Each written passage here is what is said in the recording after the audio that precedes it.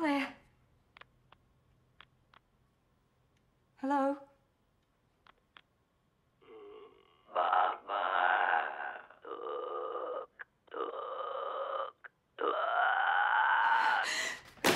Monster movies are nothing new, and the Babadook, as advertised, seems like it could be this generation's Freddy Krueger.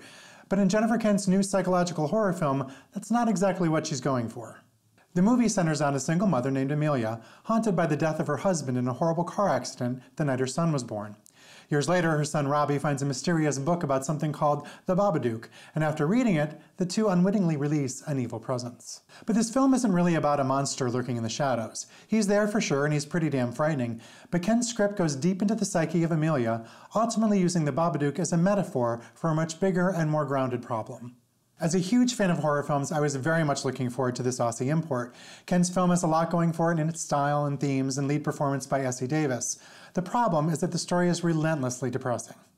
She has styled the house the two live in multiple shades of gray, dare I say 50, which at one point starts to become comical.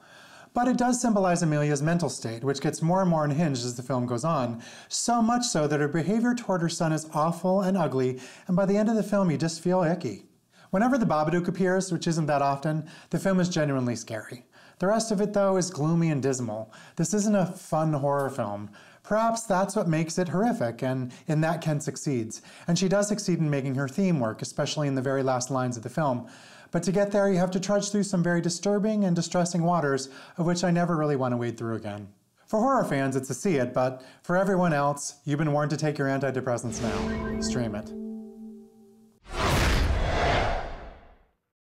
Now, it symbolizes Amelia's mental state, which gets more and more unhinged as the film goes. That sucks.